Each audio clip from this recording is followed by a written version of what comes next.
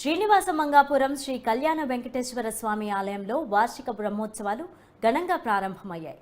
వేద పండితుల మంత్రాల నడుమ, మంగళ వాయిద్యాలు, భక్తుల గోవింద నామస్మరణల నడుమ శాస్త్రోక్తంగా నిర్వహించిన ధ్వజారోహణం నడుమ బ్రహ్మోత్సవాలు ప్రారంభమయ్యాయి. వైశాఖ మాసంలో శాస్త్రోక్తంగా గరుత్మంతుణ్ణి కొత్త వస్త్రంపై లిఖించి పూజలు చేసి ధ్వజస్తంభంపై ప్రతిష్ఠించారు. మార్చి 8న చక్రస్నానంతో బ్రహ్మోత్సవాలు ముగియనున్నట్లు టీటీడీ అధికారులు తెలిపారు.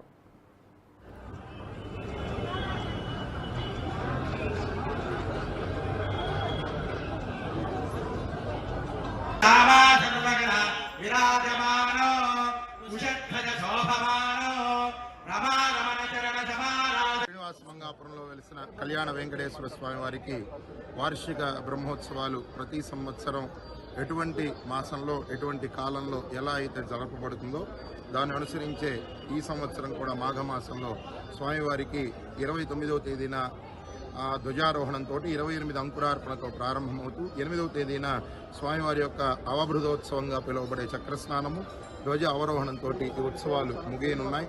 స్వామివారికి బ్రహ్మోత్సవాన్ని జరిపేటటువంటి సమయంలో ఆ ప్రాంతంలోనూ ఆ ఉండేటటువంటి దశ దిశల సర్వదేవతలు ఉండి ఈ బ్రహ్మోత్సవాన్ని చక్కగా జరిపిస్తూ కోరుకున్నటువంటి కోరికని తీర్చేటటువంటి లక్షణాన్ని బ్రహ్మోత్సవానికి అందించడం జరిగింది.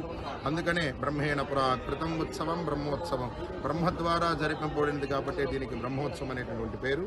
దీంట్లో ప్రధానమైనటువంటివిగా ఘట్టాలుగా ఉండేటటువంటివి 1 ధ్వజారోహణము, 2 గరుడ సేవ, రథోత్సవము మరియు వసంతోత్సవ చక్రస్నాన ధ్వజ అవరోహణాలు అనేటటువంటి ప్రధాన ఘట్టాలుగా ఉంటాయి.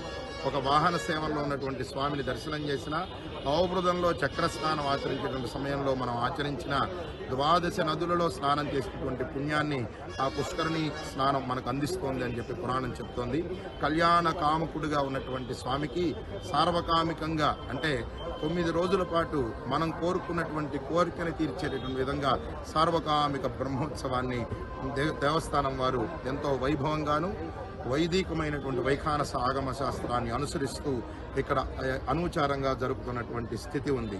దీన్ని భక్తులు ఎంతో శ్రద్ధతో భక్తిగా ఇక్కడ జరిగేటటువంటి వాహన సేవలు, ఊంజల సేవాది కార్యక్రమాలు, స్వామిని దర్శనం చేసుకొని తీర్థప్రసాదాలు గ్రహించి శ్రీవారి అనుగ్రహానికి పాత్రులవుతూ మీ కామ్యతను మీరు తీర్చుకోగలను కోరుకుంటూ ఓం నమో వెంకటేశాయ.